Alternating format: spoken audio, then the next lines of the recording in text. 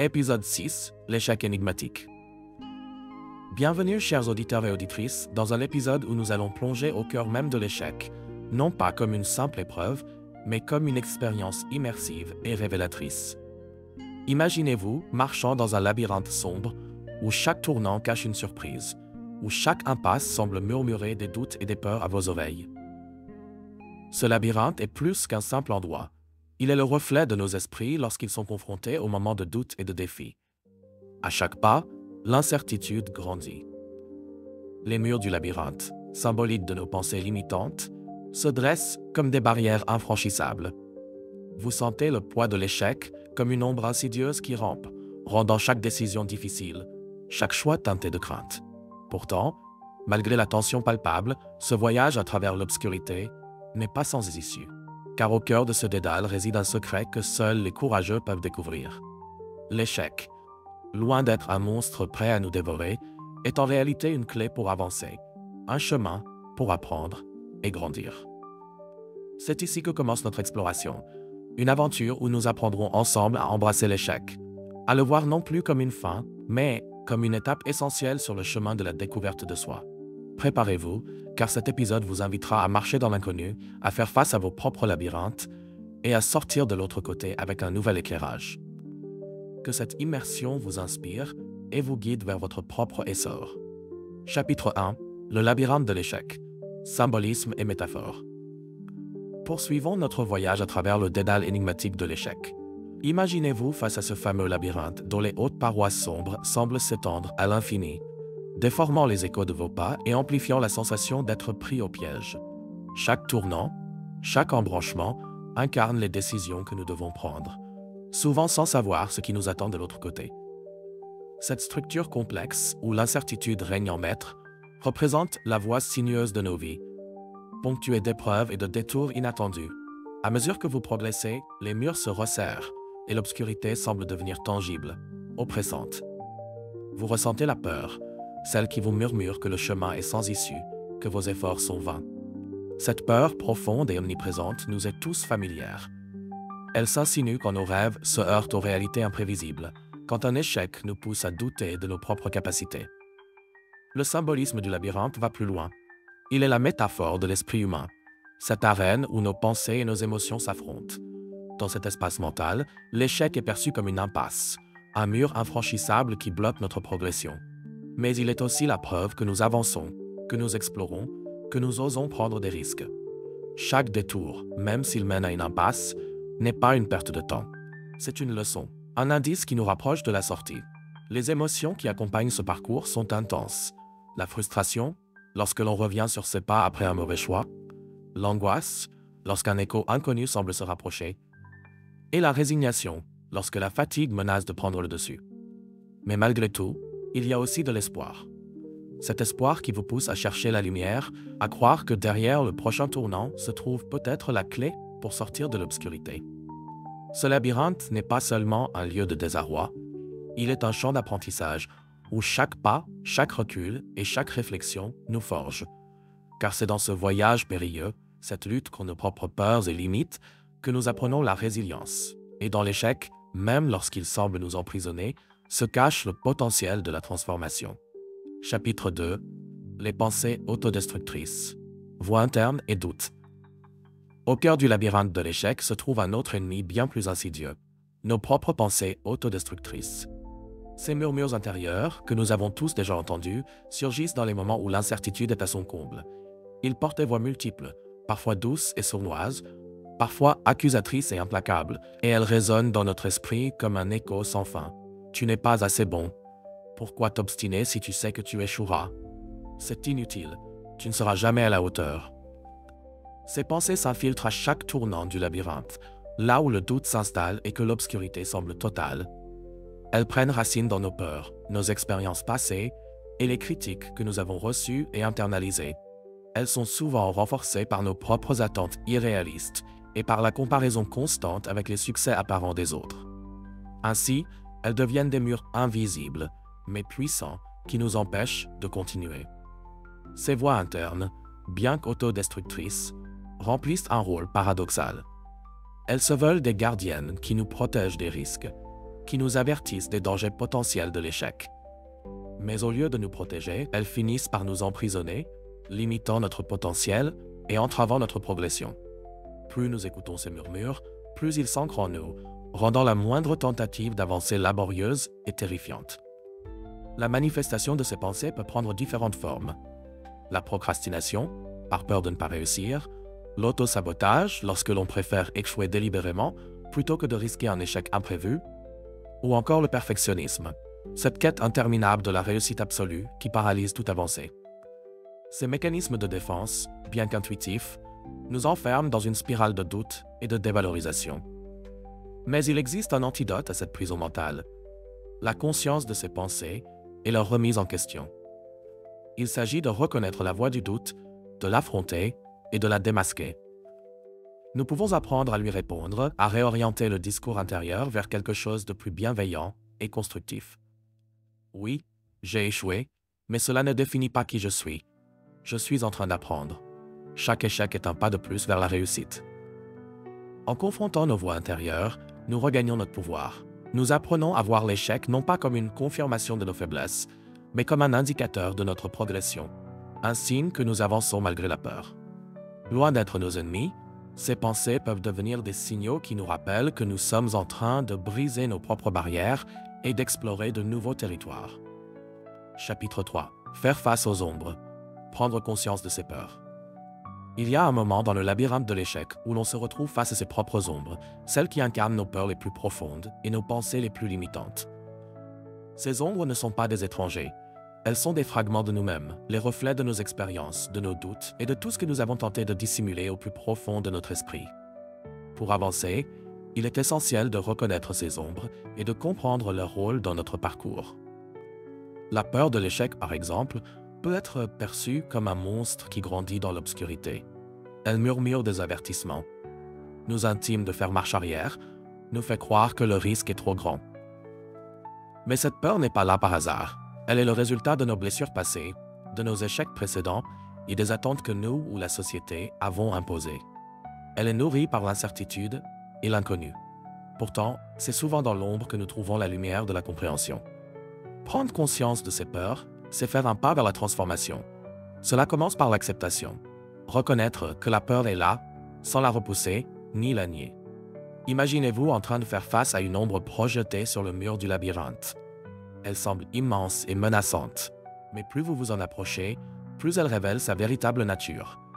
Une simple silhouette, un obstacle que l'on peut surmonter. L'introspection est la clé pour démystifier ces ombres. Prenez un moment pour vous demander, d'où vient cette peur? Quel est son message? Souvent, elle est là pour nous rappeler l'importance de ce que nous entreprenons, pour nous signaler que nous nous aventurons dans un territoire inconnu, où l'échec est possible. Mais elle peut aussi devenir une force motrice. Une fois que nous reconnaissons la peur pour ce qu'elle est, un signe que nous faisons quelque chose de significatif, nous pouvons choisir de l'utiliser pour nous propulser, plutôt que de nous laisser paralyser. Confronter ces peurs implique aussi de changer la manière dont nous percevons l'échec. Plutôt que de le voir comme un échec personnel, apprenons à le considérer comme une leçon, une étape dans notre développement.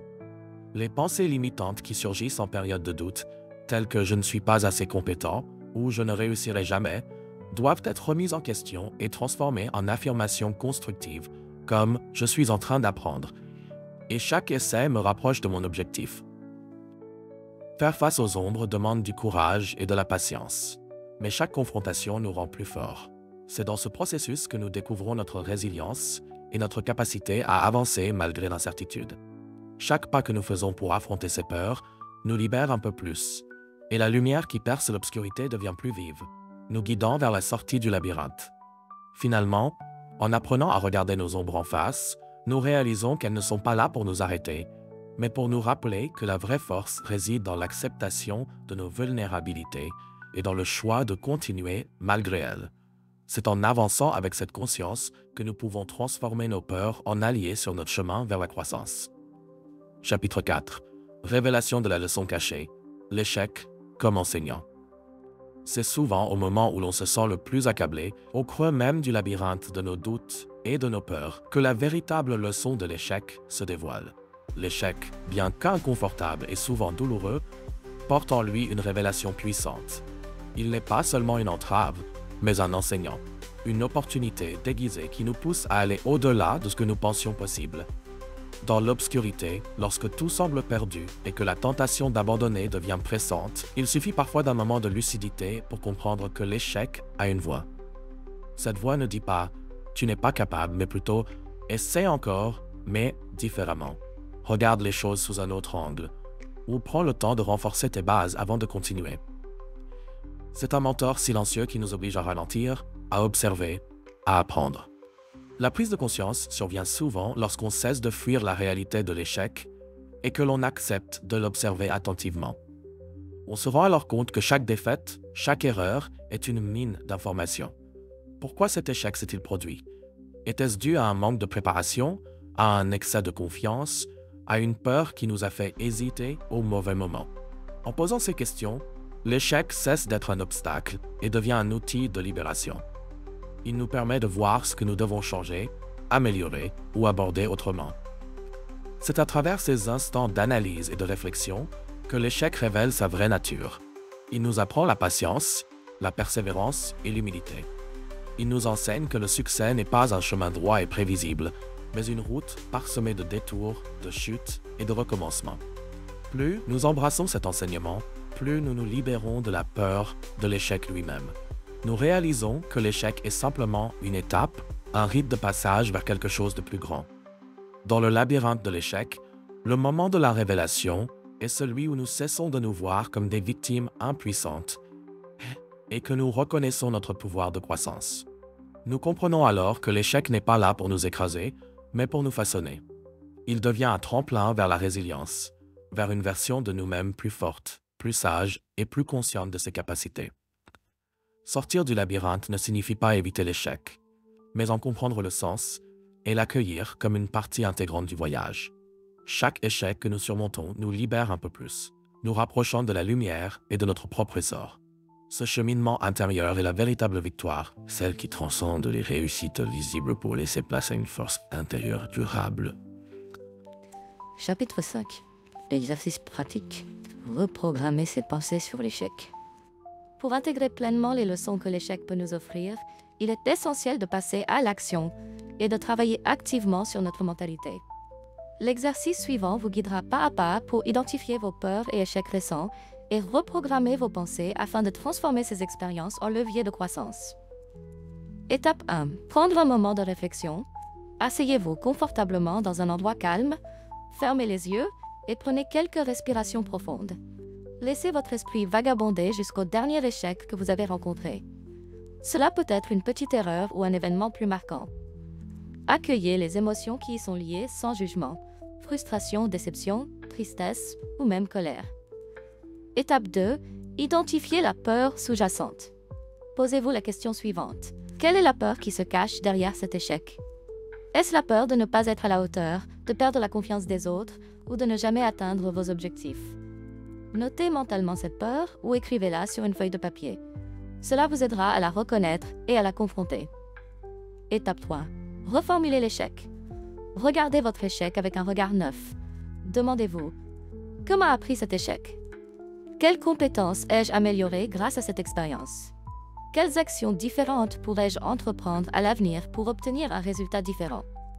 Reformulez l'échec non plus comme une défaite, mais comme une étape d'apprentissage.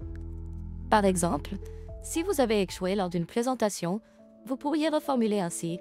Cet échec m'a appris l'importance de mieux me préparer et de gérer mon stress. Étape 4. Développez des affirmations positives. Transformez votre dialogue intérieur en quelque chose de constructif. Prenez l'ancienne pensée limitante, par exemple « je ne suis pas capable de réussir » et remplacez-la par une affirmation positive et réaliste comme « je suis capable d'apprendre de mes erreurs et de m'améliorer ». Écrivez cette affirmation et lisez-la à haute voix plusieurs fois. Plus vous pratiquez cette reprogrammation, plus votre esprit s'habitue à voir l'échec comme une opportunité de croissance. Étape 5. Planifiez une action positive. Choisissez une petite action à entreprendre qui vous pousse à affronter votre peur. Cela peut être quelque chose de simple, comme partager votre expérience d'échec avec un proche ou retenter une tâche que vous aviez mise de côté. L'objectif est de transformer la peur en mouvement, de prouver à votre esprit que l'échec est une étape sur le chemin de la réussite. Étape 6. Partage et réflexion. Si vous le souhaitez, partagez cet exercice et vos réflexions dans les commentaires de notre communauté Essor. Échanger vos expériences peut non seulement vous aider à renforcer votre propre cheminement, mais aussi inspirer d'autres personnes qui traversent des défis similaires. Conclusion de l'exercice. Reprogrammer ses pensées sur l'échec demande de la pratique et de la patience. Mais chaque effort compte. Chaque pas vous éloigne de la peur paralysante et vous rapproche d'une relation plus saine avec l'échec. En transformant ces moments en opportunités de croissance, vous renforcez votre résilience et nourrissez votre confiance en vous. Chapitre 6. Anecdote illustrative. Transformation par l'échec. Pour illustrer la puissance de l'échec en tant qu'enseignant et catalyseur de croissance, laissez-moi vous raconter l'histoire inspirante de Clara, une entrepreneuse passionnée qui a traversé des épreuves marquantes. Clara était une jeune chef d'entreprise qui avait fondé sa start-up technologique avec enthousiasme et ambition. Au début, les choses semblaient prometteuses. L'idée de Clara, une application révolutionnaire pour la gestion des tâches collaboratives, avait attiré l'attention de plusieurs investisseurs et le soutien de quelques clients clés. Cependant, après un an d'efforts acharnés, la start-up de Clara s'est heurtée à un mur. La concurrence féroce, les erreurs de stratégie et le manque d'expérience ont conduit à des pertes financières importantes. Finalement, l'entreprise a dû déposer le bilan, laissant Clara accablée par la honte et l'échec. Pour elle, ce moment était bien plus qu'un revers professionnel. C'était une remise en question totale de sa valeur et de ses capacités. Pendant des mois, les voix autodestructrices l'ont hantée. « Tu n'es pas faite pour ça, tu n'aurais jamais dû tenter ta chance. » Clara s'enfermait dans le labyrinthe de ses pensées négatives, persuadée que cet échec définissait toute sa carrière. Mais un jour, après une conversation avec un mentor qui avait lui-même surmonté de nombreux échecs, Clara a eu un déclic. Ce mentor lui a dit « L'échec est simplement le chemin par lequel la vie t'enseigne. Ce que tu apprends en ce moment vaut bien plus que n'importe quel succès instantané. » Ces mots ont résonné en elle. Clara a réalisé que chaque mauvaise décision et chaque revers qu'elle avait rencontré n'étaient pas des fins en soi, mais des leçons inestimables qui l'avaient rendue plus forte et plus perspicace. Avec un regain de motivation, Clara s'est lancée dans une introspection profonde. Elle a étudié ses erreurs, appris à reconnaître les signaux d'alerte qu'elle avait ignorés et travaillé sur des compétences qu'elle avait négligées, comme la gestion d'équipe et la prise de décision sous pression. Forte de cette expérience, elle a fondé une nouvelle entreprise, cette fois avec une approche plus mesurée et basée sur les apprentissages de son premier échec. La route vers le succès n'a pas été instantanée, mais Clara avançait avec une résilience renouvelée. Sa deuxième entreprise a connu un succès progressif et elle est devenue un exemple de persévérance et de transformation par l'échec. Aujourd'hui, elle partage son histoire dans des conférences, rappelant à d'autres que l'échec n'est jamais une fin, mais une étape sur le chemin de la réussite. Cette anecdote de Clara nous montre que même dans les moments où l'échec semble insurmontable, il peut être le point de départ d'une nouvelle direction, d'un renforcement personnel et d'une véritable transformation. L'échec ne nous définit pas. Il nous révèle ce que nous sommes prêts à devenir lorsque nous décidons de l'affronter et d'apprendre de lui. Chapitre 7. La dualité de la peur et de la force. Utilisez la peur comme allié. La peur est une émotion universelle. Elle surgit lorsqu'on s'apprête à sortir de sa zone de confort, à prendre des risques ou à affronter l'inconnu. Dans le contexte de l'échec, elle prend souvent la forme d'un avertissement, une voix intérieure qui nous dit de faire demi-tour, de ne pas tenter l'impossible. Mais ce que beaucoup ignorent, c'est que cette même peur, loin d'être un obstacle insurmontable, peut devenir une force intérieure inestimable. Il est crucial de comprendre la dualité de la peur. D'un côté, elle nous protège, cherchant à nous préserver des dangers potentiels. Mais d'un autre côté, si elle est mal comprise ou mal gérée, elle peut devenir paralysante, nous empêchant de réaliser notre plein potentiel. Cependant, lorsqu'elle est reconnue et transformée, la peur devient un moteur puissant qui nous pousse à grandir, à avancer avec une conscience plus aiguë de nos capacités. Transformer la peur en allié commence par la reconnaissance de sa présence. Au lieu de la fuir ou de la réprimer, il faut apprendre à l'accueillir et à l'écouter. Pourquoi cette peur est-elle là? Que cherche-t-elle à nous dire? Souvent, elle signale que ce que nous sommes sur le point de faire a de l'importance pour nous, que cela touche à nos ambitions, à nos valeurs profondes. En réalisant cela, nous pouvons l'utiliser comme un indicateur de direction. Là où la peur est présente, il y a aussi un potentiel de transformation. Prenons l'exemple d'un alpiniste s'apprêtant à escalader un sommet. La peur qu'il ressent en observant la paroi n'est pas un signe de faiblesse, mais de respect pour la tâche à accomplir. Cette peur l'oblige à être vigilant, à bien se préparer et à puiser dans ses réserves de force intérieure pour entreprendre l'ascension. De la même manière, dans la vie quotidienne, la peur peut nous inciter à mieux nous armer, à nous surpasser et à avancer avec détermination. La clé pour utiliser la peur comme allié est de la transformer en motivation. Lorsqu'une peur apparaît, au lieu de céder à l'immobilisme, faites-en le carburant de votre action. Rappelez-vous que la peur est le signe que vous êtes en train de faire quelque chose qui compte. Prenez le temps de vous poser ces questions. Qu'est-ce que cette peur révèle sur mes désirs et mes aspirations? Comment puis-je m'en servir pour me renforcer et non pour me limiter? Il est également bénéfique de se rappeler que la peur et le courage ne s'excluent pas mutuellement. Au contraire, le courage n'existe que grâce à la peur. Avancer, malgré la peur, c'est transformer cette émotion en force, en la canalisant pour alimenter notre volonté et notre résilience. Chaque pas fait avec la peur comme compagne, et non comme ennemi, renforce notre détermination. Pour terminer, imaginez-vous en train de traverser à nouveau le labyrinthe de l'échec. Vous sentez la peur présente à chaque tournant, mais au lieu de la laisser dicter vos choix, vous l'embrassez, conscient qu'elle signale que vous êtes sur la voie de la découverte et de la croissance. Avec le temps, cette peur devient une alliée précieuse, un rappel constant que vous êtes vivant, prêt à relever les défis et à construire votre propre essor. En utilisant la peur comme une force intérieure, vous transformez ce qui pourrait être un frein en un catalyseur de votre évolution. C'est ainsi que l'on dépasse ses limites et que l'on avance, non seulement avec confiance, mais avec la conscience profonde que chaque épreuve surmontée nous rend plus forts. Chapitre 8. Citations inspirantes pour recontextualiser l'échec. Les mots ont le pouvoir de changer notre perception des situations les plus difficiles, y compris l'échec.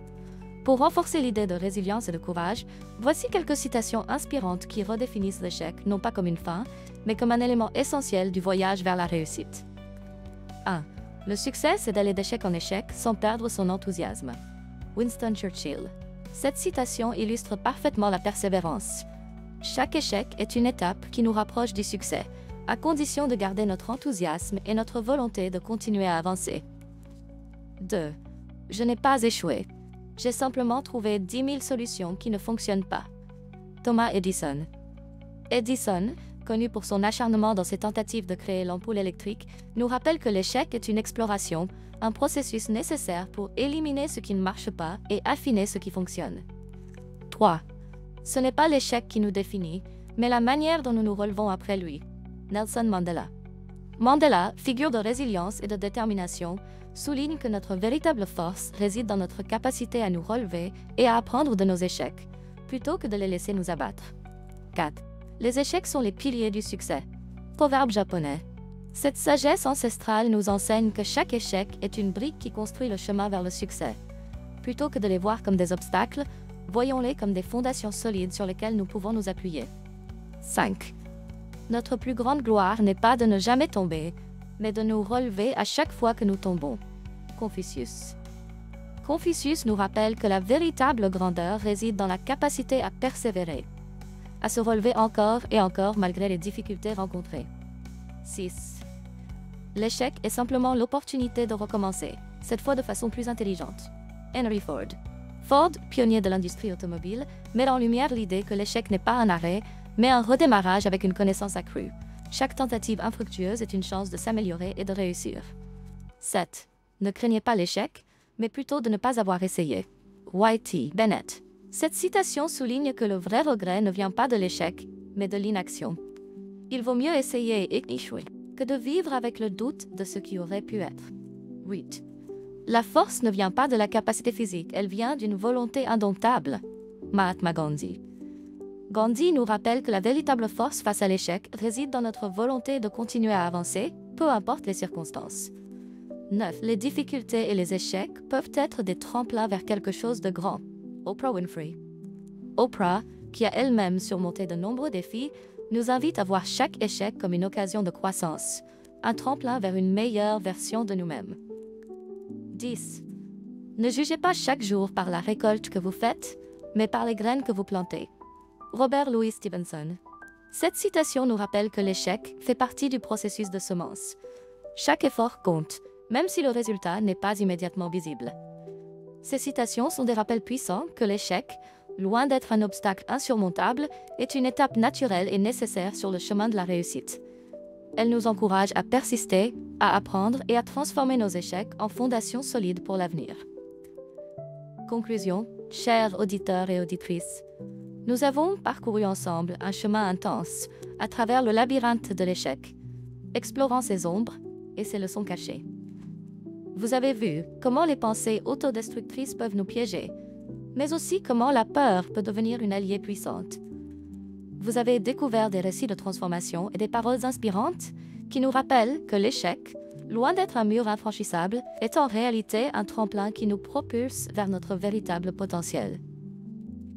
Utiliser l'échec comme outil de croissance signifie choisir de voir au-delà de la douleur immédiate, d'accepter l'inconfort de l'apprentissage et de reconnaître que chaque pas, même hésitant, nous pousse vers une version plus forte de nous-mêmes. L'échec nous enseigne la résilience, nous montre comment nous relever, nous pousse à trouver des solutions inédites et nous rappelle que le chemin vers le succès n'est jamais linéaire. À partir d'aujourd'hui, je vous encourage à accueillir l'échec comme un professeur bienveillant. Chaque expérience difficile est une pierre ajoutée à l'édifice de votre résilience. La prochaine fois que vous rencontrerez un obstacle, rappelez-vous que l'échec n'est pas là pour vous définir, mais pour vous affiner, pour vous rendre plus sage et plus déterminé. Regardez vos échecs passés, non pas comme des stigmates, mais comme des badges de courage. Osez prendre des risques, osez échouer, car c'est là que se trouve la véritable croissance. Chaque échec est une étape vers un succès plus authentique et durable. Vous êtes capable de relever ce défi, d'apprendre et de transformer chaque revers en un puissant moteur d'évolution. Dans notre prochain épisode, nous plongerons plus profondément dans l'art de la résilience et explorerons des histoires inspirantes de personnes qui ont su transformer leurs échecs en véritables triomphes. En attendant, je vous invite à vous rappeler ceci. Vous êtes en perpétuelle évolution, et chaque épreuve est une occasion d'apprendre et de grandir. Merci d'avoir partagé ce moment de réflexion avec moi. Continuez à croire en votre potentiel, continuez à avancer, et surtout, continuez à embrasser vos échecs comme les tremplins qu'ils sont. À très bientôt pour la suite de notre aventure sur la voie de l'épanouissement.